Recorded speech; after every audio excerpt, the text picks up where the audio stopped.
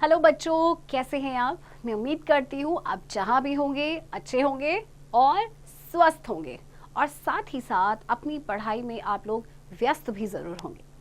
तो बच्चों, आज का जो चैप्टर है जो हम पढ़ने जा रहे हैं वो है आपका चैप्टर 9, यानी बल तथा गति के नियम। तो ये भी आपका भौतिकी विज्ञान का एक चैप्टर है, और ये जो आपका चैप्टर है ये लगभग आपके 6 मार्क्स का है, यानी 6 अंक का।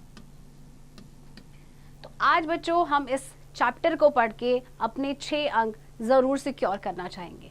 ओके, तो चलिए शुरुआत करते हैं इस चैप्टर को पढ़ने की। अध्याय 9, बल तथा गति के नियम, यानी कि force and laws of motion. पिछले अध्याय में हमने एक सरल रेखा में वस्तु की स्थिति, उसका वेग, उसके त्वरण के आधार पर वस्तु की गति का वर्णन किया, और हमने ये भी देखा कि ऐसी गति में कभी एक रूपता होती है, कभी नहीं भी होती है। लेकिन अभी हमने ये नहीं चर्चा की कि गति जो होती है एक्चुअल में उसका रीजन क्या होता है, उसका कारण क्या होता है ना। और समय के साथ साथ वस्तु की चाल बदलती क्यों रहती है? क्या सभी प्रकार की गतियों का कोई कारण होता है? और अगर ऐसा है तो इस कारण का स्वभाव क्या है? तो इस अध्याय में हम इन सभी प्रश्नों के उत्तर जानेंगे। ओके, तो देखिए, सदियों से हमेशा से गति, उसके कारणों ने वैज्ञानिकों और दार्शनिकों को उलझा के रखा था बड़ा। जैसे फर्श पे रखी आप गेंद को धीमे से ठोकर लगाने पे वो हमेशा के लिए, अच्छा वो चलती है, गतिशील होती है, लेकिन हमेशा के लिए गतिशील नहीं होती, कुछ देर के बाद वो रुक जाती है। तो ऐसी परिस्थितियों से क्या पता चलता है कि किसी भी वस्तु की विराम की अवस्था ही उसकी स्वाभाविक अवस्था है। ऐसी मान्यता तब तक बनी रही जब तक कि गैलीलियो और आइजैक न्यूटन ने वस्तुओं की गति के बारे में पूरी तरह से भिन्न संकल्पना प्रस्तुत की। ओके, अपने डेली के हम जीवन में देखते हैं कि स्थिर वस्तु को गति देने के लिए या गतिशील वस्तु को रोकने के लिए, यानी कोई भी वस्तु जो गति कर रहा है हमें उसे रोकना है तो हमें कुछ ना कुछ प्रयास करना पड़ता है ना। अब कोई भी जो वस्तु है वो अपने आप से तो हिलेगी नहीं, यानी गति नहीं करेगी, और कोई भी जो गतिशील चीज है वो अपने आप से तो रुकेगा नहीं, हमें कुछ ना कुछ प्रयास करना पड़ता है। ठीक है, तो हम कहते हैं कि किसी वस्तु की गति की अवस्था में लाने के लिए हमें उसे खींचना पड़ता है, धकेलना पड़ता है, या फिर ठोकर लगाना पड़ता है। खींचने, धकेलने या ठोकर लगाने की क्रिया पर बल की अवधारणा है। वास्तव में बल को ना तो किसी ने देखा है, आप देख सकते हैं बल को? नहीं देख सकते, ना किसी ने चखा है और ना ही किसी ने महसूस किया है, लेकिन बल का जो प्रभाव है वो हमें जरूर देखने को मिलता है। ठीक है, जैसे किसी वस्तु पे अगर आप बल लगाते हैं तो क्या होता है, मतलब आप किसी वस्तु को खींचते हैं, धकेलते हैं या ठोकर लगते हैं तो ये क्या होती है? इससे क्या होता है, आपकी जो वस्तु है या तो वो गति करेगी, या गतिशील है तो वो रुक जाएगी। ठीक है, तो ये सभी जो क्रियाएं हैं, जैसे कि धकेलना या खींचना या ठोकर लगाना, ये सभी जो चीज, ये क्रियाएं हैं, वस्तु को गति देने की युक्तियां हैं। ठीक है, और किसी भी वस्तु पे अगर हम बल लगाते हैं तो उसमें फिर क्या होती है, गति होती है। जैसे आप चित्र में देख सकते हैं, देखिए ये बच्चा जो है ट्रॉली को ढकेल रहा है। ठीक है, धकेल रहा है तो उस पर बल लग रहा है तो वो चल रही है। ठीक है, दराज को खींचा जाता है, दराज को हम अपनी तरफ से इस तरह से खींचते हैं, वो अपने आप से तो बाहर नहीं आता है ना। और इसी तरह से देखिए, हॉकी स्टिक से गेंद को आगे की ओर ठोकर लगती है। ओके, देखिए पिछली कक्षाओं में जो हमने पढ़ा उसके आधार पे हम कह सकते हैं कि किसी वस्तु में वेग का परिमाण बदलने, यानी कि वस्तु की गति को तेज या धीमी करने के लिए उसकी गति की दिशा को हमें बदलना पड़ता है, जिसके लिए हमें बल का प्रयोग करना पड़ेगा, यानी फोर्स का प्रयोग करना पड़ेगा। ठीक है, जैसे कि देखिए ये स्प्रिंग आपने देखा होगा, सभी ने देखा होगा स्प्रिंग, है ना। हम इसको जब खींचेंगे तो क्या होगा, उसका आकार बदल जाएगा। ठीक है, इसी तरह से ये जो गोलाकार गेंद है, अगर आप उस पर क्या करेंगे, गोलाकार गेंद है उस पर आप बल लगाइए, वो कैसे हो जाएगा, अंडाकार अपना शेप ले लेगा। ठीक है, संतुलित और असंतुलित बल। चित्र 9.3 में लकड़ी का एक पिंड एक समतल मेज पर रखा गया है और चित्र में दर्शाए गए अनुसार दो धागे x और y पिंड के विपरीत सिरों से जुड़े हैं। ठीक है, जैसे कि देखिए अगले पेज पे आपको दिया गया है, लकड़ी का एक पिंड है, धागे हैं x और y दोनों ही विपरीत दिशा में। ओके, अच्छा अब देखिए क्या कहते हैं कि अगर आप x धागे को खींचेंगे तो पिंड कहाँ जाएगा, देखते हैं। देखिए अगर आप इसको इधर से खींचेंगे, x से खींचेंगे तो जाहिर सी बात है आपका पिंड इसी डायरेक्शन में जाएगा, लकड़ी का जो पिंड है। अगर आप इसको इस डायरेक्शन में खींचेंगे, y डायरेक्शन में, इस तरह से, तो जाहिर सी बात है वो बाह्य दिशा में जाएगा। मतलब जिस दिशा में आप बल लगा रहे हैं, आपका जो लकड़ी का पिंड है वो उसी दिशा में आपका खिसकना शुरू हो जाएगा। लेकिन अगर आप पिंड को दोनों ओर से बल लगाएंगे तो क्या होगा, इस तरह के बल को कहा जाता है संतुलित बल। ठीक है, और ये गति की अवस्था को परिवर्तित नहीं करता है क्योंकि उसमें जो बल है वो सेम लग रहा है, मतलब दोनों डायरेक्शन से। आपने यहां से जो खींचा, इधर से भी खींचा, दोनों तरफ से, दाईं और बाईं ओर से, और दोनों में सेम बल लगा, तो क्या उसकी अवस्था में चेंजेस आएंगे? कोई बिल्कुल भी नहीं आएंगे। अच्छा, अब आपको कल्पना करना है कि ऐसी अवस्था है जिसमें आप अलग अलग परिमाण के दो विपरीत बल उस पे लगा रहे हैं। तो इस अवस्था में पिंड किस तरफ जाएगा आपका, जिस तरफ आपका अधिक बल होगा। ठीक है, माना आपने x, आप दोनों तरफ से खींच रहे हैं, लेकिन x की तरफ से यानी आपका जो दाहिनी ओर से आपने ज्यादा बल लगाया तो पिंड आपका दाहिनी ओर खिसकेगा। लेकिन अगर आपने y जो धागा है, यानी कि आपने बाएं ओर से ज्यादा बल लगाया है, तो आपका जो पिंड है वो जाहिर तौर पे कहाँ जाएगा, बाईं तरफ खिसकेगा। ठीक है, तो इस तरह से क्या है कि किसी भी पिंड पे लगने वाला असंतुलित बल उसे गति प्रदान करता है, क्योंकि अब बल कैसा हो गया आपका, असंतुलित। पहले वाले केस में क्या था कि संतुलित था, दोनों तरफ से सेम बल लग रहा था तो वो संतुलित था, उसे किसी भी चीज को गति नहीं मिली। लेकिन जैसे ही आप असंतुलित बल का प्रयोग करेंगे तो किसी भी चीज को उसको गति मिलती है। ठीक है, अच्छा अब देखिए, जब कुछ बच्चे ना एक बक्से को, जैसे खुरदरा फर्श है और उसमें उसको धकेलने की कोशिश करते हैं, ठीक है, अगर वो थोड़ा सा कम बल लगाएंगे तो क्या वो बक्से को धकेल पाएंगे? वो तो बिल्कुल भी नहीं खिसकेगा, क्योंकि जो घर्षण बल है वो धकेलने की विपरीत दिशा में काम करता है। ये आपने पिछली कक्षा में भी पढ़ा होगा कि जो घर्षण बल है वो हमेशा गति की दिशा के विपरीत काम करता है। तो ये जो घर्षण बल है दोनों संपर्क सतहों के बीच में उत्पन्न होता है, यानी बक्से के नीचे की सतह और फर्श की जो खुरदरी सतह है उसके बीच में। फिर ये जो घर्षण बल है धकेलने में लगे बल को क्या करता है, ये संतुलित कर देता है। और संतुलित करता है इसका मतलब क्या है, गति नहीं होगी मतलब बक्सा नहीं खिसकेगा।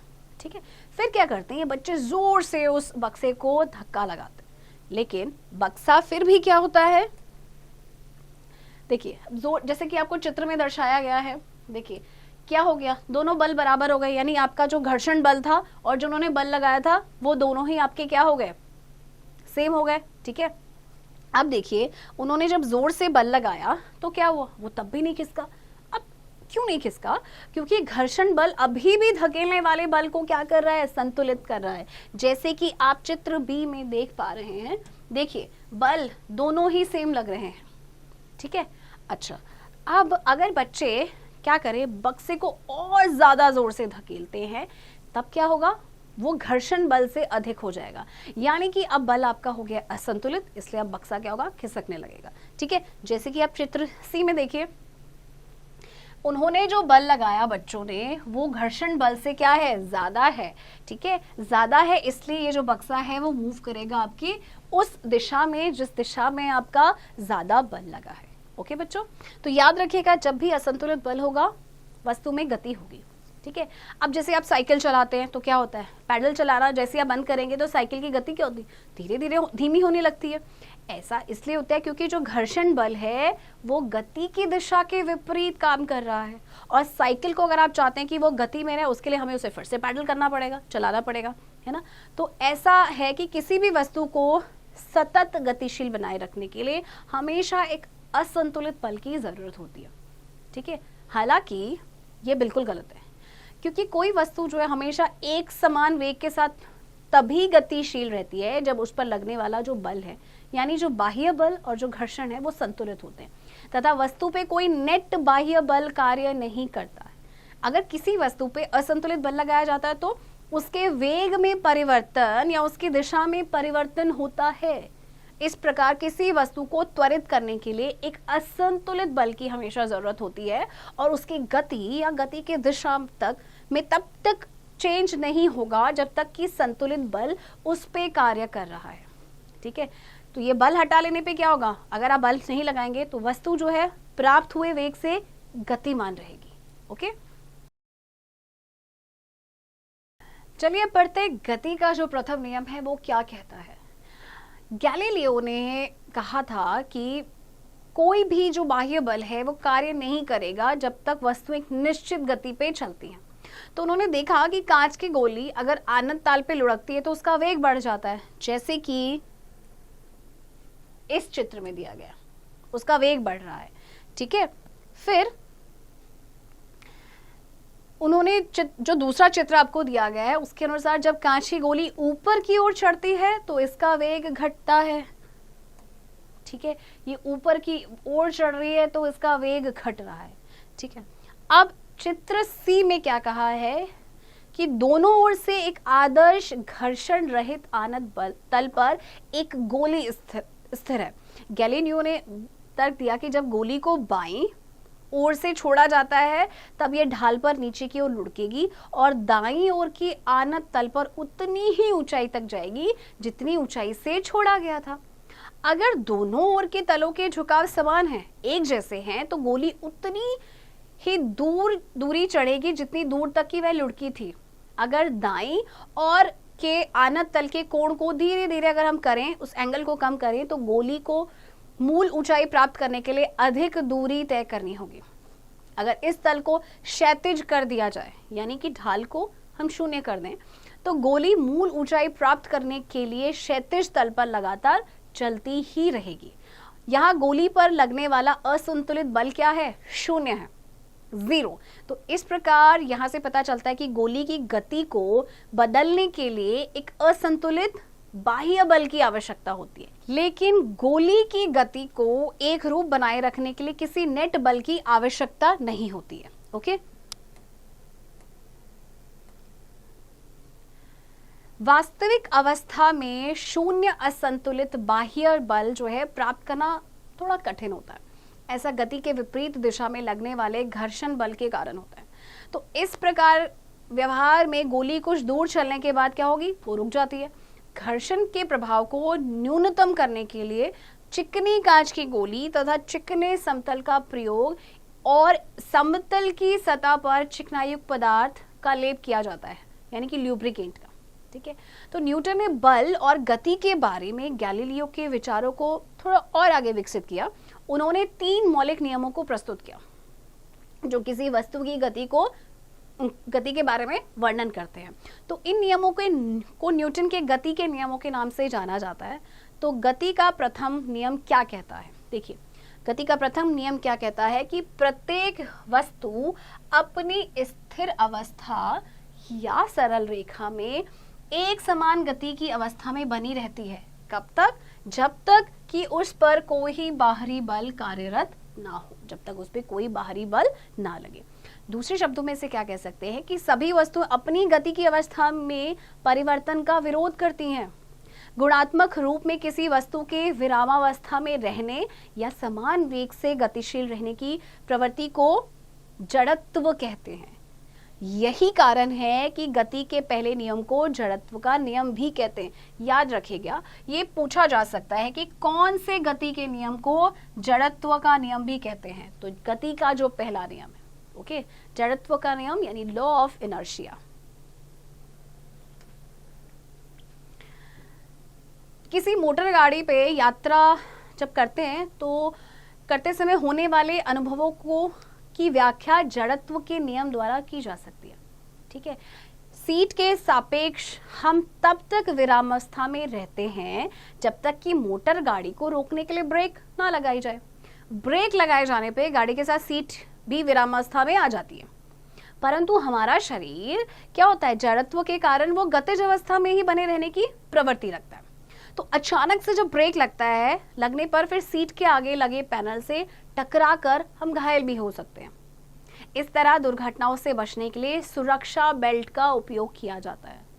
ठीक है, तो आपको पता चल गया होगा कि सुरक्षा बेल्ट का क्यों यूज किया जाता है। तो ये सुरक्षा बेल्ट क्या करती है, हमारे आगे बढ़ने की गति, हम आगे तो बढ़ेंगे लेकिन हमारी गति को क्या करता है, वो धीमा कर देते हैं, स्लो कर देते हैं थोड़ा सा।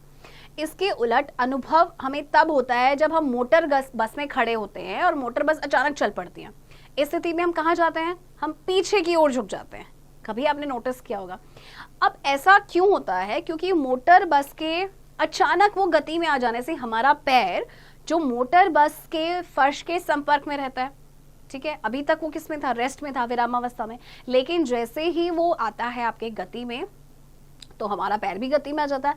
लेकिन जो शरीर का ऊपरी भाग होता है वो जड़त्व के कारण इस गति का क्या करता है, विरोध करता है, ठीक है। तो जब कोई मोटर कार तीव्र गति के साथ, किसी तेज गति के साथ, किसी जो बहुत ही तीक्ष्ण मोड़ आता है, मुड़ती है, तो हम एक और झुकने लगते हैं। आपने देखा होगा जैसे कोई टर्न आता तो हम एक और हम झुकते हैं, राइट। तो इसे भी जड़त्व के नियम से समझा जा सकता है। हमारा शरीर क्या है, अपना एक सरल रेखीय गति को बनाए रखना चाहता है, लेकिन जब उस मोटर कार की दिशा को बदलने के लिए इंजन क्या करता है, एक असंतुलित बल लगाता है, तो हम अपने शरीर के जड़त्व के कारण सीट पे एक और झुक जाते हैं। आपने नोटिस किया होगा कभी जैसे लेफ्ट साइड या राइट साइड झुक जाते हैं, है ना, जिस तरह से टर्न लिया जाता है। तो ओके,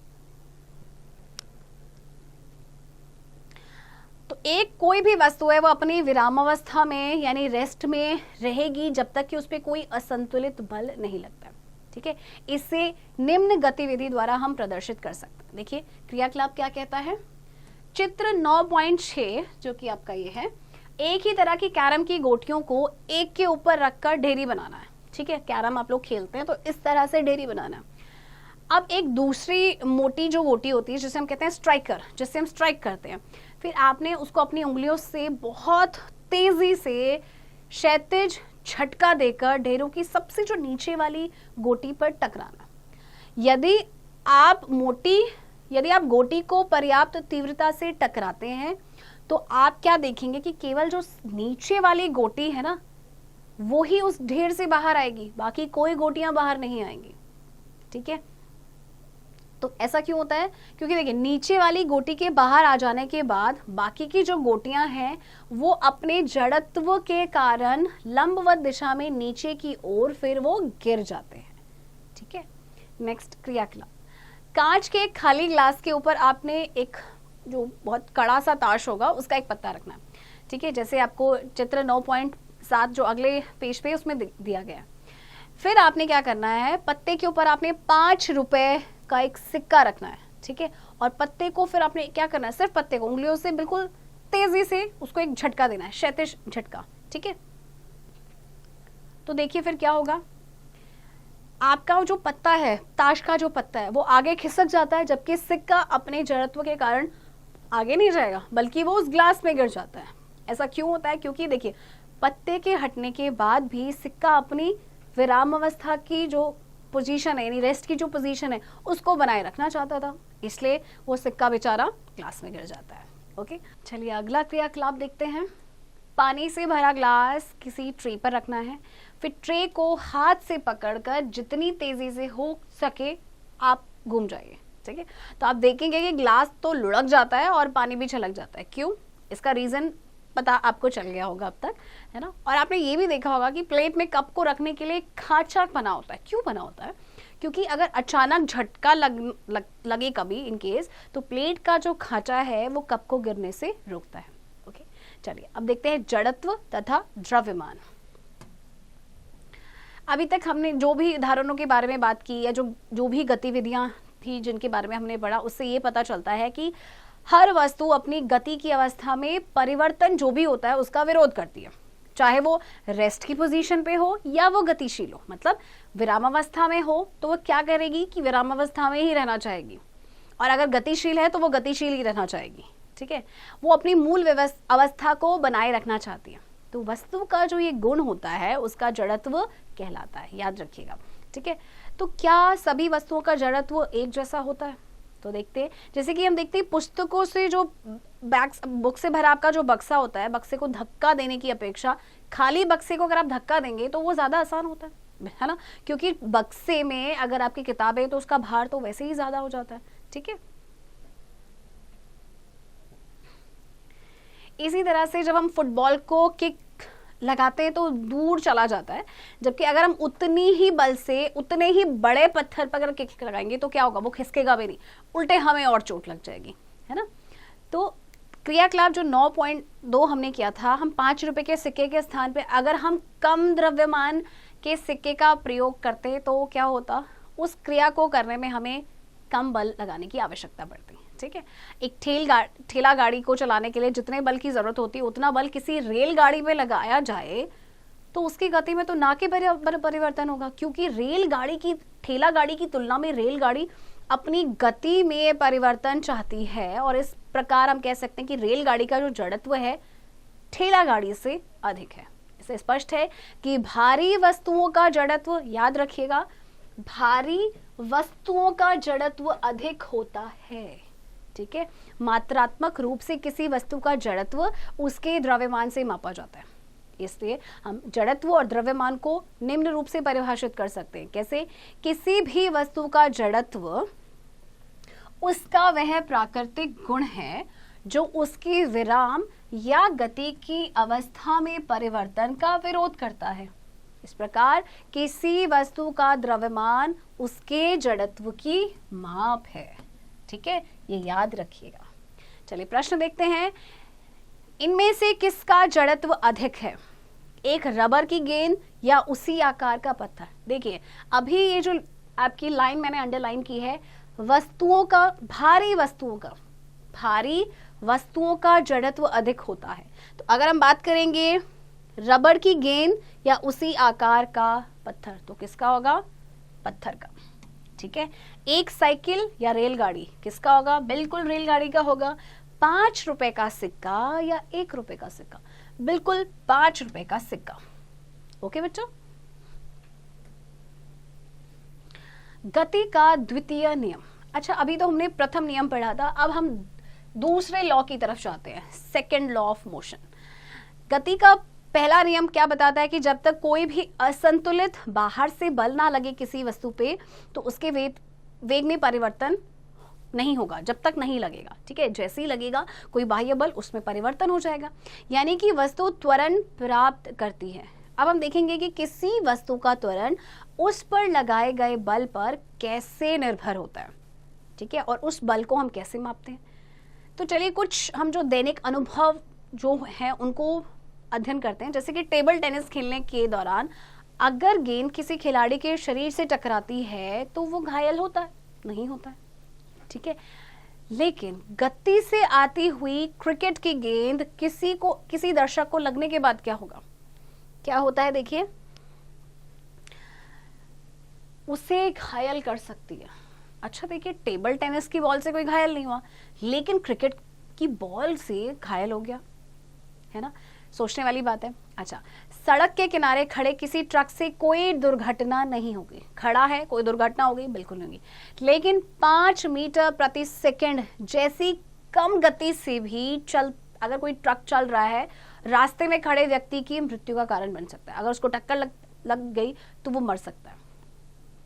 एक छोटे द्रव्यमान की वस्तु जैसे गोली को अगर बंदूक से तीव्र वेग से छोड़ा जाए तो वो किसी भी व्यक्ति की मृत्यु का कारण बन सकती है। गोली है ना, कितना छोटा उसका द्रव्यमान होता है, लेकिन फिर भी अगर उसको वेग से छोड़ा जाता है, बंदूक की तीव्र वेग से, तो किसी की भी मृत्यु का कारण बन सकता है। इससे पता चलता है कि वस्तु के द्वारा उत्पन्न प्रभाव वस्तु के द्रव्यमान और उसके वेग पर निर्भर करता है। ठीक है, वस्तु के द्वारा उत्पन्न प्रभाव किस पे निर्भर करता है, उसके द्रव्यमान पे और उसके वेग पे, वो कितनी स्पीड से आ रहा है। ठीक है, अच्छा देखिए, अब इसी तरह से किसी वस्तु को त्वरित किया जाता है तो अधिक वेग प्राप्त करने के लिए ज्यादा बल की हमें जरूरत पड़ती है। दूसरे शब्दों में हम कह सकते हैं कि वस्तु के द्रव्यमान और वेग से संबंधित एक महत्वपूर्ण राशि है। संवेग नामक इस राशि को न्यूटन ने प्रस्तुत किया था। ठीक है, किसी वस्तु का संवेग, जिसे हम P से डिनोट करते हैं, उसके द्रव्यमान m और उसका वेग v के गुणनफल से परिभाषित किया जाता है। यानी कि P बराबर, यानी संवेग होता है उसका द्रव्यमान और उसके वेग का गुणनफल। ठीक है, ये फॉर्मूला आप यहां से याद रखिएगा। संवेग में आपका परिमाण और दिशा दोनों होते हैं। इसकी दिशा वही होती है जो वेग की दिशा होती है। संवेग का एसआई मात्रक देखिए क्या है, किलोग्राम मीटर पर सेकेंड।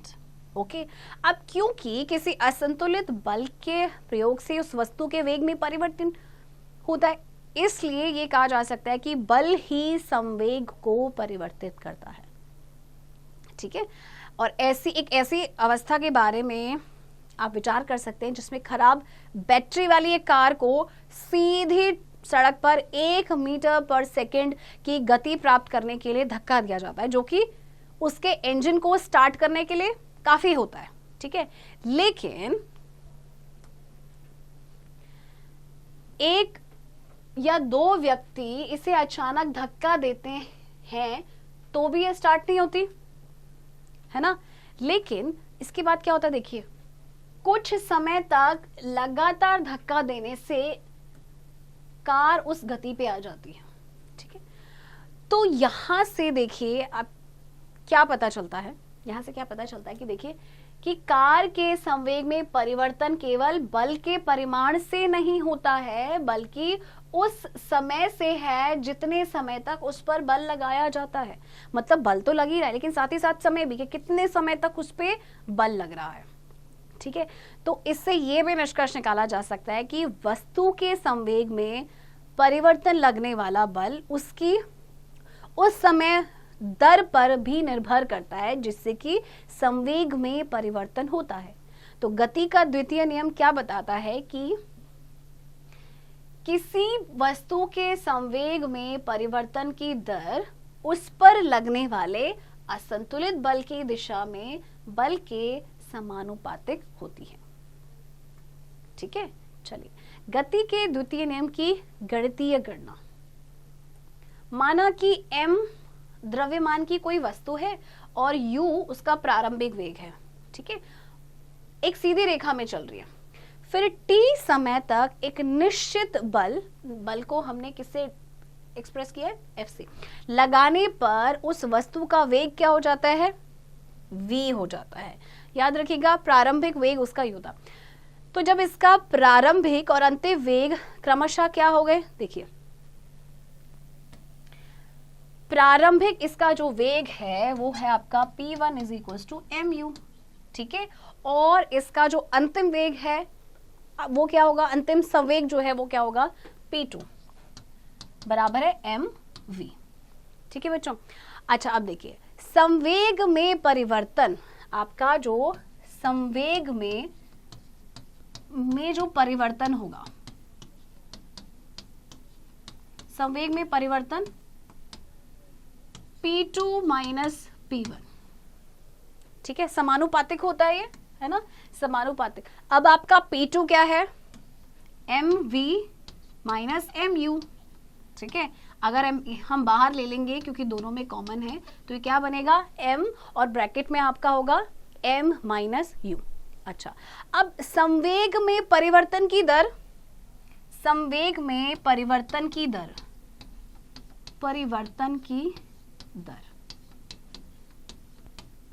तो देखिए संवेग में परिवर्तन की दर में हम क्या करेंगे, mv - u बाई t।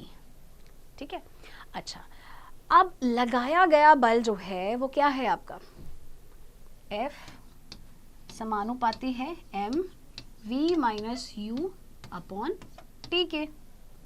ठीक है, अच्छा अब देखिए ये जो आपका समानुपाती है इसको हटाने के लिए हम क्या करेंगे, हम k का इस्तेमाल करेंगे, k m और ब्रैकेट में v, इसको दोबारा से लिखते हैं, इसको इस तरफ लिखते हैं। देखिए f हो जाएगा आपका कितना, अब हमने यहाँ पे ये साइन लगा दिया इक्वल टू का, k m और ब्रैकेट में आपका v - u अपॉन में t। ठीक है बच्चों, अच्छा अब आप ये देखिए कि a आपको पता है क्या है, a आपका होता है v - u बराबर अपॉन t, है ना। तो हम इसकी जगह, हम देखिए इसकी जगह क्या करेंगे, हम a लिख सकते हैं, है ना। तो F बराबर होगा आपका क्या, KMA। ठीक है, तो देखिए आपका जो है K एक अनुपातिकता स्थिरांक है। ठीक है, द्रव्यमान और त्वरण के जो SI मात्रक क्या होते हैं, किलोग्राम होता है और मीटर पर सेकेंड होता है। तो इस हम बल को का मात्रक इस प्रकार लेते हैं, किस तरह से, देखिए स्थिरांक K का मान 1 हो जाता है। इस इकाई बल को उस मात्रा के रूप में परिभाषित करते हैं कि 1 किलोग्राम द्रव्यमान वाली वस्तु किसी वस्तु में 1 m मीटर पर सेकेंड स्क्वायर का त्वरण उत्पन्न करती है। ठीक है, तो इकाई बल आपका क्या है, देखिए अर्थात एक इकाई बल है, यानी इस प्रकार K का मान 1 हो जाता है। अब K का मान 1 हो जाता है तो फिर क्या होगा, देखिए K का मान 1 हो गया तो आपके पास क्या फॉर्मूला आ गया, F बराबर है ma। ठीक है, अब देखिए बल का मात्रक क्या होता है, किलोग्राम मीटर पर सेकेंड स्क्वायर है। इसे न्यूटन के नाम से भी कहा जाता है। ठीक है, न्यूटन के नाम पे इसको दिया गया है। तो न्यूटन यानी हम n लिखते हैं, n द्वारा जिसे प्रदर्शित किया जाता है। तो गति के द्वितीय नियम से हमें किसी वस्तु पर लगने वाले बल को मापने की विधि मिलती है। ठीक है, बल को उस वस्तु में उत्पन्न त्वरण तथा वस्तु के द्रव्यमान के गुणनफल से प्राप्त किया जा सकता है। तो बच्चों हमने अभी ये आधा अध्याय पढ़ा है और आधा हम पढ़ेंगे अगले भाग में। तब तक आपको जितना भी पढ़ाया गया है आप उसका अभ्यास करते रहिए।